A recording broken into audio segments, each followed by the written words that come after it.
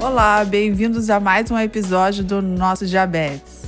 Estou aqui eu e Bia e hoje nós vamos falar sobre gestação e diabetes. Muito bom. O que você acha do tema, Bia?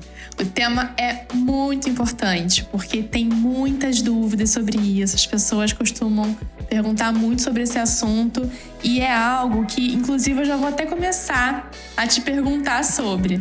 Que muita gente fala que a mulher com diabetes, quando tem uma gestação, é uma gravidez de risco.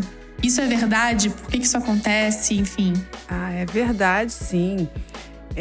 Esse risco maior, ele existe, mas ele tem várias gradações. Por exemplo, se é uma mulher com diabetes tipo 1 há pouco tempo, bem controlada, o risco é bem baixo. Se é uma mulher que tem 10 anos de diabetes, esse risco é um pouquinho maior. Se tem 20 anos de diabetes, esse risco é um pouquinho maior. Se ela já tem complicações do diabetes, aí esse risco é bem maior. Mas a gente consegue, preparando essa gestação, preparando essa mulher, que corra tudo bem. A gente consegue isso, né? Eu tenho bastante experiência com acompanhamento de gestação e diabetes. Eu tenho filhos também, tenho 2 filhos. E eu tinha muito medo de engravidar, sabe, Bia? Sim. E porque acontece uma coisa, a literatura médica, a gente ainda tem um relato, né, mais antigo de muitas complicações do diabetes durante a gestação. E por que isso acontece? Porque a maioria das mulheres com diabetes acaba não se preparando adequadamente para engravidar. Ela não faz um controle do diabetes, ela não faz exames de rotina antes para ver se está tudo bem, né? Então, de maneira geral, esse risco é maior. Mas, por exemplo, né, a coisa mais importante é a mulher se preparar para a gestação. Quando a gente fala em risco, a gente tem maior risco para a mãe e maior risco para o bebê também. Mas, se essa mulher, né, se ela está com diabetes bem controlado antes de engravidar, o risco dela ter alguma complicação é bem baixo. É isso que a gente precisa falar, né? Sim. Quando a gente pensa assim, que a maioria das mulheres no Brasil tem um controle ruim, né? Como já comentamos em outros episódios, que a média de hemoglobina glicada no Brasil é 9. Sim. Então, a gente tem que admitir que a maioria das gestantes diabéticas, quando engravidar, vai ter um risco alto, né? Sim. Mas, se você consegue ter uma hemoglobina, a gente pede para essa hemoglobina estar abaixo de 7, pelo menos. O ideal é abaixo de 6,5. E a gente tem umas metas de glicemia na gestação muito rígidas. Você sabe quais são? Você já deve ter escutado falar, né? Sim. Se eu não me engano, é de 70 a 120. Né? A gente divide. Alvo. Não, a gente divide, Bia, assim, olha. Em jejum, a gente quer que a glicemia esteja até 95. Não sabia Antes dessa. das refeições, até 100. Tá, legal. 1 hora após as refeições, até 140. Tá. E 2 horas após as refeições, abaixo de 120. Não é fácil, né? Não é fácil. Eu tava aqui pensando, nossa senhora, até 99. É extremamente difícil. E alguns guidelines até colocam que a glicemia em jejum poderia ser de 63. Isso eu já li. Eu ia falar 63, mas eu falei assim, bom, pode ser que eu esteja errada. Não vou falar pra pessoa ter hipo, porque né? Então, mas é isso mesmo, porque a glicemia da gestante não diabética, ela é mais baixa, né? Sim. Porque ela tá dividindo ali um pouco de glicose com o bebê, né? Sim. Então, ela tende a ter níveis mais baixos. Então, o que acontece, infelizmente, é que muitas mulheres engravidam sem planejar com a hemoglobina alta. Sim. E eu costumo até dizer que mulher, né, ela tem que ter essa responsabilidade de estar sempre bem controlada, até pensando que ela pode engravidar, né? Para depois não ficar se lamentando, né? Que aconteceu a gestação e ela não estava no melhor momento para isso. Então, acho que isso pode ser uma motivação até pro controle. Por que a gente fala isso, né? De engravidar com a hemoglobina abaixo de 6,5? Porque as malformações que podem acontecer decorrentes da hiperglicemia, elas ocorrem muito no início da gestação. Eu em li geral, sobre naquela isso. fase que a mulher pode nem saber que está grávida. Sim. Já nas primeiras semanas. Então, é recomendado programar a gestação. E uma mulher diabética, ela tem que estar sempre atenta. Ela não pode ser aquela que vai descobrir que está grávida com 10 semanas, com 12 semanas. Ela tem que estar ligada no ciclo menstrual dela e fazer esse diagnóstico precocemente. Então, a primeira coisa, deixar a hemoglobina boa, abaixo de 7, se puder, abaixo de 6,5. Primeira coisa. Segunda coisa, a gente precisa saber se essa mulher já tem complicações, porque aí o risco vai ser diferente durante a gravidez.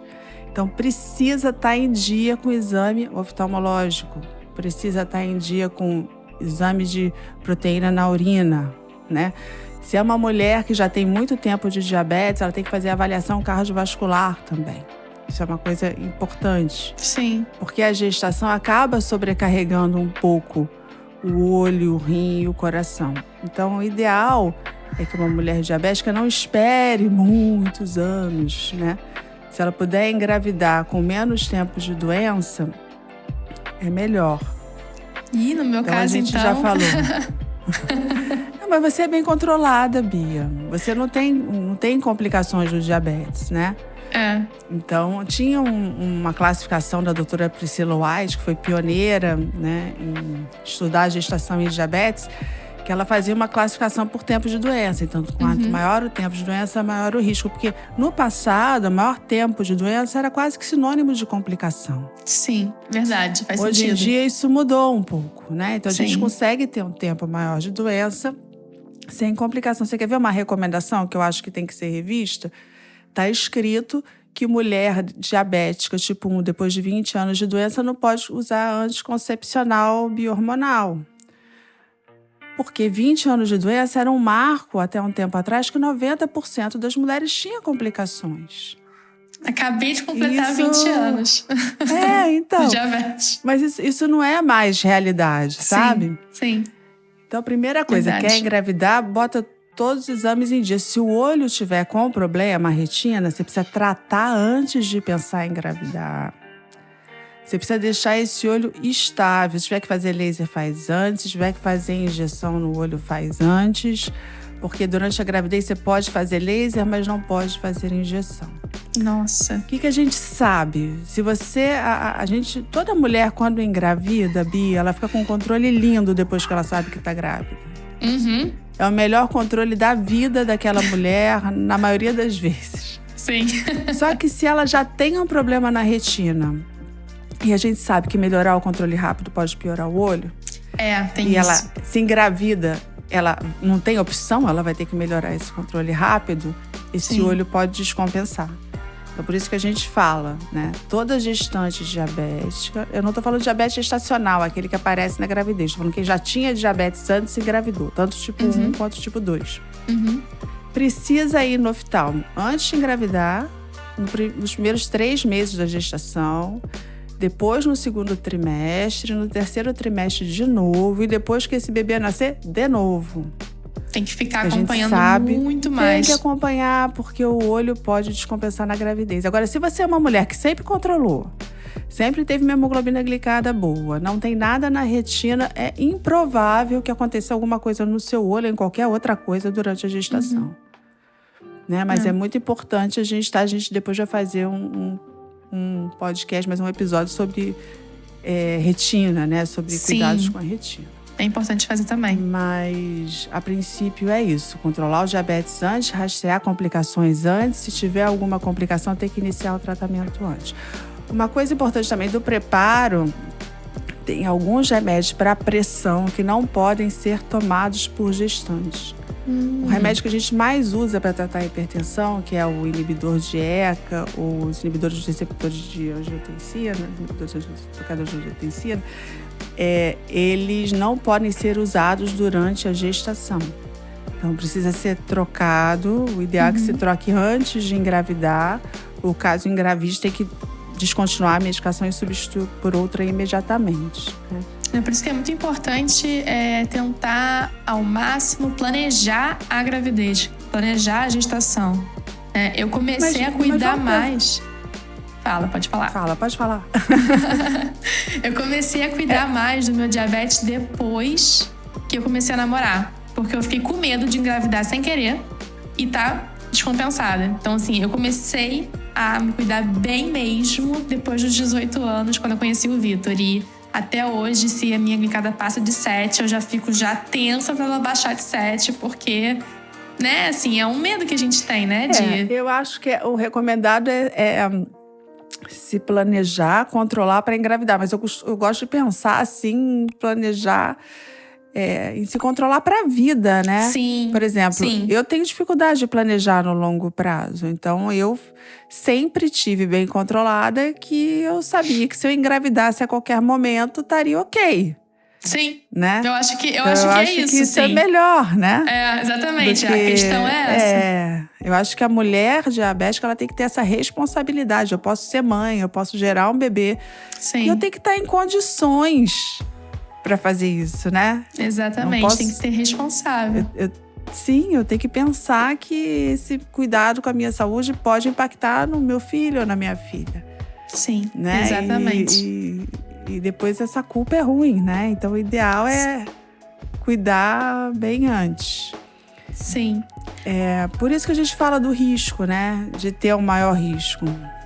Uma outra coisa que acontece é que o controle varia muito ao longo da gestação. Muitas mulheres... Eu já fiz, Bia, vários diagnósticos de gravidez sem exame, de gravidez em paciente que está sempre bem controlada, aí me liga e fala, olha, eu tô acordando super alto, não sei o que está acontecendo, acho que a insulina tá ruim. Eu pergunto, quando foi a última menstruação? Ela fala, olha, tá atrasado uns 3 dias. Eu falei, vai fazer um beta-HCG que você deve estar grávida. Você já pediu para eu fazer várias vezes esse teste. Mas eu já perdi a conta na minha mão de quantas vezes você já falou pra fazer o beta. Eu já fiz algumas vezes e não era nada. Não quero então, agora. Se não for, ok. Mas se for, você não pode perder tempo, né? Pois é. Você não pode não estar sabendo se está grávida tendo diabetes. Sim. Então, já tive pacientes que a gente pediu de rotina para avaliar o ciclo FSH, LH, estradiol, e veio FSH, LH suprimido e sem pílula. Tá grávida, sabe? E aí depois descobre. Então, assim, a gente tem que estar atento para descobrir essa gravidez bem no iniciozinho. Então, quando engravida, logo nas primeiras semanas, a glicose tende a subir bastante por conta da progesterona. Já foi o contrário. Então, ela vai começar da hipo lá para a 8ª semana. Sim. Que é a fase que muitas mulheres descobrem, né? Mas a diabética tem que estar atenta e descobrir antes, porque ela vai ter que aumentar a insulina, ela vai ter que prestar atenção nisso. Então, até 8 semanas a glicose sobe, isso está um pouco ligado à progesterona. Depois de 8 até mais ou menos 14, a glicemia tende a cair muito. E é comum muita hipoglicemia. Depois, lá de 14, 16 semanas, ela começa a subir, vai subindo. A partir da 24ª semana, sobe bastante a glicemia. Até 28, vai subindo. Depois, lá para 36, ela estabiliza um pouco no final. Sim. Então, assim, é muito comum a gente precisar mudar bastante a insulina durante a gravidez. E chega mais para o final da gravidez, a gente pode ter, para vocês terem uma ideia, uma relação de carboidrato no café da manhã de 2 unidades para 1 grama de carboidrato. A gente inverte. Então, tenho relatos de amigas minhas grávidas, enfim, que tiveram filhos, que têm diabetes. E elas falaram que teve uma, inclusive, que falou que ela usava 1 unidade para 1 grama de carboidrato. Então, esse 2 para 1 é 1 para meia. Caraca. Inverteu. Totalmente. Entende? E você precisa muito. Geralmente, o que aumenta mais é a insulina da refeição, porque você tem que ter essa glicemia pós-prandial muito boa, né? Sim. Então, o que mais se correlaciona com o problema para o bebê é a glicemia de 1 hora. Então, por isso que a gente aumenta muito mais a rápida do que a basal. Então, é importante o acompanhamento muito próximo com o Por isso medir, né, uma hora né? depois, ficar atento a isso, né? Sim, a gestante tem que medir antes, uma hora depois de todas as refeições e medir na madrugada, muitas vezes. Então, inclusive, eu tenho amigas que me relataram isso, que tiveram que mudar muito a dosagem de insulina no final da gestação e que ganharam muito peso também. Mas tem algo que me preocupa um pouco em relação ao parto. Muita gente fala que mulheres com diabetes podem ter o bebê muito grande e por isso não pode ter parto normal. Então, como é que é nesse caso? Vou responder as duas coisas. Eu vou voltar um pouquinho na anterior, né? Tem mulheres que precisam aumentar muito realmente a dose de insulina. Tem mulheres que engordam muito, mesmo sem estar comendo tanto errado. Isso tem um pouco a ver se tem históricos de diabetes tipo 2 na família, obesidade na família, que aí você aumenta a resistência insulínica, que já é comum na gestação pela herança genética, e aí fica mais difícil controlar mesmo. Entendi. Mulher diabética pode ter parto normal. Mulher diabética também pode fazer a cesariana. A maioria dos casos ainda vai para a cesariana. Mas se você estiver bem controlada, quando você controla bem, o bebê não fica muito grande, né? Sim. Então, realmente, ter um parto normal com um bebê de 4,5 kg, né? Mais do que é muito difícil. Sim. Né? Então, a gente... Não é nem só esse o fator que faz a gente pensar em cesariana em algumas situações. O que acontece? Aumenta o risco de complicação para o bebê com o avanço da gestação. Então, o bebê está pronto para nascer em torno de 38 semanas. 37 semanas também já está ok. Então, quando o bebê está pronto, a gente evita prolongar muito para não dar chance de acontecer alguma coisa errada. Se essa mulher já tem complicações do diabetes, tem muito tempo de doença, a gente foca, então, até interromper um pouco antes. Em torno até de 36 semanas, sabe? O que a gente não recomenda, isso também é um pouco de opinião pessoal minha, passou de 38 semanas você ficar esperando um parto normal. O que se faz é, se há essa opção pelo parto normal, está tudo bem, é permitido do ponto de vista obstétrico fazer um parto normal, a gente tende a induzir o parto com medicação por volta da 38ª semana, sabe? Para não aumentar o risco do bebê ter um problema. Então, tem duas dicas que são muito importantes para o final da gestação na mulher com diabetes. Uma, o bebê deve se movimentar a cada 6 horas. Então, se o bebê está muito tempo sem mexer, tem que falar com o obstetra. E a outra coisa, o controle do diabetes está ok, começa a ter hipoglicemia do nada. Esse aumento da necessidade de insulina que a gente falou, ele tem a ver com a produção de um hormônio, chama hormônio lactogênico placentário, que ele é produzido pela placenta, ele parece um pouco um GH, ele faz o bebê se desenvolver. E esse hormônio, ele causa muita resistência à ação da insulina. Então você está tomando aquele monte de insulina no final da gestação e aí de repente você começa a ter hipo do nada. Então é porque a queda do hormônio aconteceu, então essa placenta não está boa. Então, eu tenho que correr e antecipar esse parto. Então, hipoglicemia sem explicação, bebê mexendo pouco, são fatores que levam à antecipação do parto. Pode ter cesárea, pode ter parto normal, mas vai depender da indicação obstétrica. Não tente esperar esse bebê nascer espontaneamente além de 38 semanas. É mais arriscado. Agora, se for uma mulher que acabou de ficar diabética, tem pouquíssimo tempo de diabetes, não tem nenhuma complicação, você pode ousar mais. Mas a gente avalia no final da gestação essas mulheres todas as semanas para avaliar a glicemia. Pode ser até por uma consulta virtual, pode ser até por um telefone em relação ao acompanhamento do endócrino, tem que saber o que está acontecendo. E a obstetra também vê toda semana. A gente faz exames no bebê toda semana para garantir a segurança e escolher o melhor momento para o parto. Né? Mas assim, já acompanhei muitas gestantes diabéticas, tipo muitas mesmo, que eu trato há anos, desde novinhas, e a gente nunca teve uma complicação grave. Vai acompanhar a minha, então, com certeza. Quando faz... com certeza. Mas 3, pelo menos, né? Então a gente tem que ter isso. Se a gente se prepara, se controla direitinho, se tem uma boa equipe acompanhando, um bom obstetra. Tem os obstetras que são apavorados.